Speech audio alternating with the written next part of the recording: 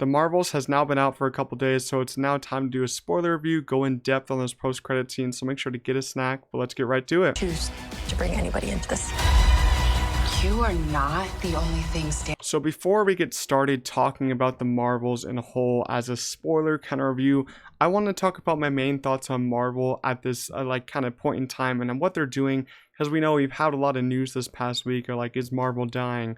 What's going on with Marvel? What's wrong with their like movies and shows and all that? So I just kind of want to give you guys my opinion, and in my opinion, Marvel isn't dead in my eyes. It's just continuing to be pretty average in my opinion, which is pretty disappointing because we don't want to have all these average movies, because you remember in phases 1 to 3 where we had great movie back to back to back to back, you know, you had all those great movies, some amazing movies, but now we've had like so many movies that are just average to below average. Only a couple great movies these two past phases, but Guardians of the Galaxy 3 was the one standout because that's just James Gunn. But the whole Marvel universe as a whole is just very average at this point in time, and it's just so disappointing to see how it's shaping up for them. So we've kind of been wondering what they're going to do with this, what they're going to do with the slate now, and we did have some news just these past 2 days about another major Marvel delay that's happened. Deadpool 3 will now be the only Marvel movie that's going to come out next year, 2024, and every other movie got delayed to basically 2025, like Thunderbolts, Captain America, and Blade all got delayed to 2025. Fantastic Four got delayed to 2025, but who knows if that's coming out anytime soon. But I'm happy that Deadpool 3 is now the only one next year, so they can focus on finishing that movie completely, getting the script correct, and getting some great VFX. Let the VFX people do their job. Give them some time to do their job and make it just look polished like all the Phase 3 Marvel movies. And it you know, it's interesting how we now have 1 in 2024 and 4 in 2025. Some people might think that's excessive, but where are they going to put those movies? There's just only so far back that you can push those 2025 movies. So we're going to end up getting those soon, but hopefully those will also be polished. And the Marvels, I think, still continues to feel disconnected, which is another big flaw in the Marvel Universe for me at the moment. Because Marvel Universe used to be very connected with the phases 1 through 3.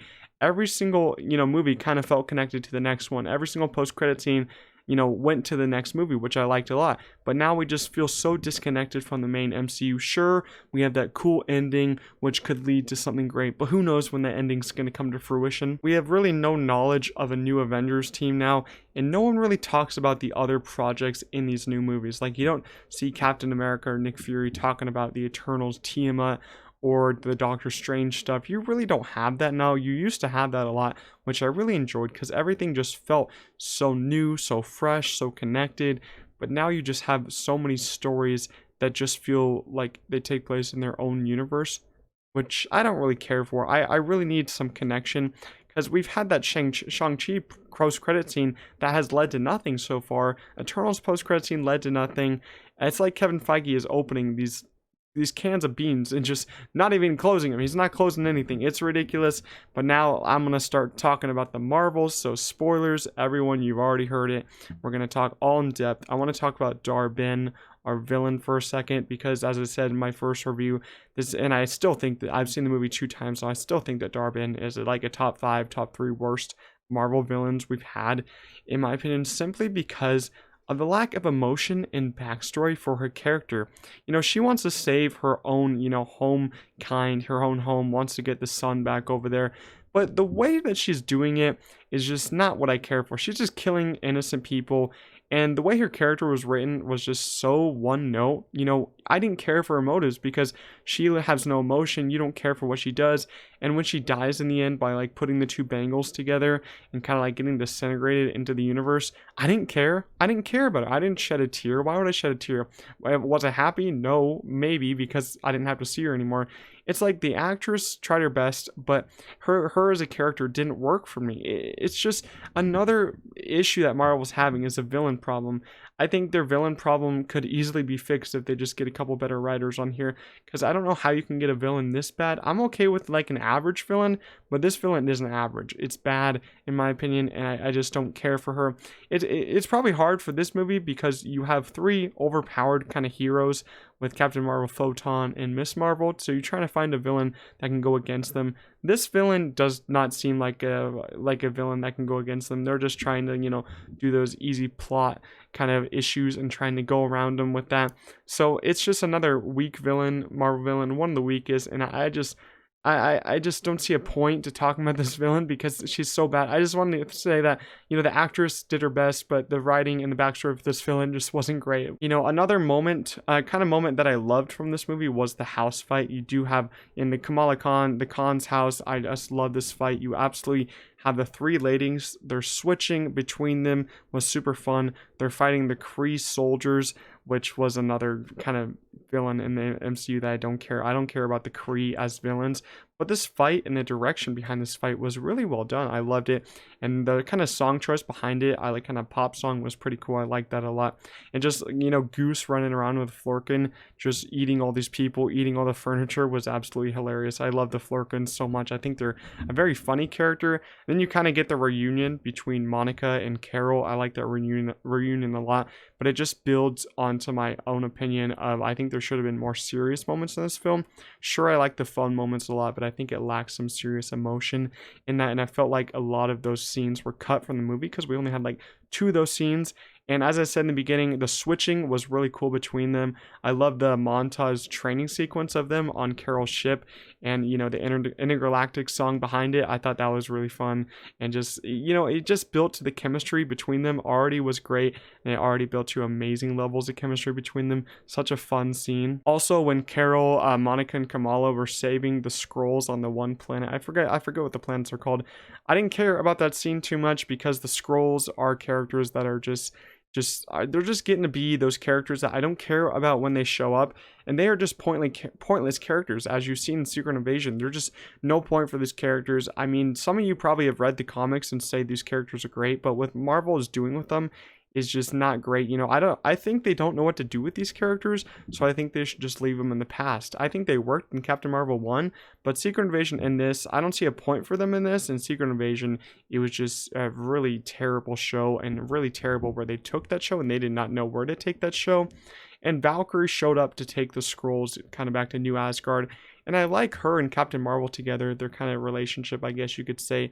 But I don't think there was really a point for her to be in this for this like 1 minute, 2 minute scene. It just didn't need to happen for me, and I just don't think it really made a big dent in this kind of, some people could say this is how they connected to main MCU, but that's not really a connection point. That's just Valkyrie showing up for just that little plot device, and I don't care for it. If they can make it a little bit better, that's cool. I do like seeing Valkyrie, but at the same time, there's just no point to that scene or her being in this movie at that point. Then we get to another big moment in this movie, which is the singing planet. I also forgot the name of the planet.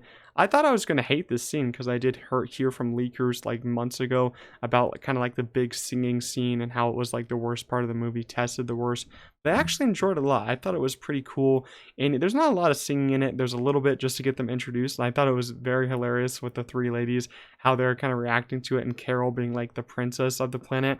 That was pretty funny. I liked all the reactions, especially Monica. Her reaction was great. And we have Park Seo-joon. I think that's how you say his name. He's a famous actor. He has a small role in here, but he's so cool. I liked him in here a lot. And it was funny and cool to hear Brie Larson sing again. It was also a pleasant surprise because, she has that famous singing scene from Scott Pilgrim. And seeing her sing in this was also pretty cool. Amazing costumes on this planet. I really like that. But I do want to talk about the costumes for a second. I love Monica's costume. Kamala's costume is okay, in my opinion. I think it looks a little cheap. But Captain Marvel, her first costume in this movie, for the first half, is excellent. I love the costume, love the colors and all that. But the one she gets on this planet, the new one, I absolutely hate it. I don't know what the point in switching the costume was, because the first one was so much better than the second one. I need this costume to just be terminated. I need to be thrown in the fire. No more of this costume. It was horrendous. I don't get why they added a new costume, had to switch it. Her first costume was great. I love the look of it. This new costume, the colors just aren't there. It's just so flushed out, and the look of the first costume was so much better for her. So then we get to the big Flerken scene on the ship where like a lot of baby Flerkens hatch, and they have to eat all the passengers on the ship. And this scene was actually a lot of fun. It could have overstayed its welcome and been terrible, but it didn't overstay its welcome, which I liked. and all the cats just ate the people and then threw them up right as they got to Earth, which I thought was funny. I really just like the Flerkens a lot. I think they add a lot of humor to this movie. Then we get to the final fight of this movie, which is by the sun, because Dar-Benn is trying to take the sun for her own planet. And this is another point where I just didn't care about it because the buildup wasn't there and the villain didn't work for me. You just don't have a great buildup here to where you kind of have in a Marvel movie where you start hating the villain so much where you get to the third act, you're like, oh yeah, let's take down the villain. But at this point, I was like, I don't care if you take her down, just let her live. At this point, I think it's just a weak villain and a weak fight for them. But it was cool to see, all of our heroes team up, the three ladies get the switching down finally, and finally make it work. And then they kind of can't switch anymore, so they just have to do it, and they kind of do defeat her. I think Captain Marvel does defeat her, because it's kind of her movie. It's kind of Captain Marvel 2 at that point. So Dar-Benn dies, as I said, no one really cares, and then you have like a rip in space that Monica has to fix, so she gets traveled to another dimension. Then you have the ending where Monica's gone, but Kamala pulls a Nick Fury, just like kind of in Iron Man 1, where she goes to visit Kate Bishop and tries to assemble the Young Avengers. This is what I'm kind of getting from this post-credit scene. She's trying to assemble all them. She does mention Ant-Man's daughter, which is kind of cool. This is an awesome post-credit scene for me because I like the Young Avengers a lot. It's pretty surprising. I love Kate Bishop's character. But, how long will it take for this ending and the Young Avengers to come now that we have this? Why tease this if we're going to have to wait so many years for this to happen? As I said in the beginning, we used to have Marvel movies where the post-credit scene led into the next movie. But now the post-credit scenes we haven't seen the end of in so long. As I said, Kevin Feige is just opening up these post-credit scene loose ends, just not ending them. As we saw Thor: Love and Thunder, that big tease, not going to happen for who knows how long at this point. Eternals, that big tease, when's that going to happen? Who knows? And then you have Multiverse of Madness, what's happening there? Who knows? Shang-Chi, who knows? In this one, when will we see the Young Avengers? When will all that team up happen? It's like you cannot keep opening these post-credit scenes just not to end them. It's so ridiculous going back to these movies that happened years ago. Like Eternals, I think it was 2021, and we still haven't seen the end of that. Like, what's the point? There's no point. Stop with the post-credit scenes and the endings if you can't, finish them in like at least 2 years. We're not going to see the Young Avengers for years, I bet. It's so ridiculous. I don't like it at all. I thought it's a cool surprise to hear about the Young Avengers, but if we're not going to see them for a long time, then what's the point? Why teased at that point? It's so different from what they used to do, and I don't like it at all. Then the last thing we'll talk about is the post-credit scene or the mid-credit scene. This is where we see Monica again. She's now in this different universe, an alternate universe, as we would say. And it seems to be kind of like an X-Men universe of where Kelsey Grammer is the Beast. I'm not really sure which movie Kelsey Grammer was the Beast because I haven't seen those original X-Men movies. I've only seen Apocalypse, Dark Phoenix, and Days of Future Past, and Logan, of course. I just have no interest to go into those movies. I'll probably watch them before Deadpool. So I'm not really sure what type of universe this is, if it fits into those movies.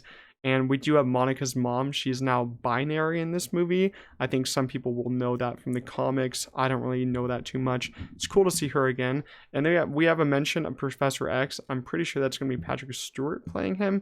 I doubt it would be anyone else. But, this is pretty cool post-credit scene, how we're in like an X-Men universe.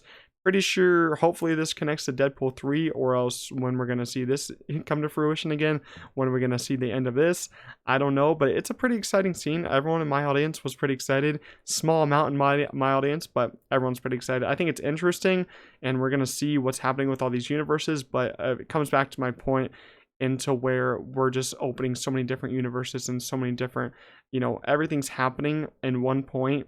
And you have too many loose ends and you keep opening more. It's just not helping. You got to close these loose ends.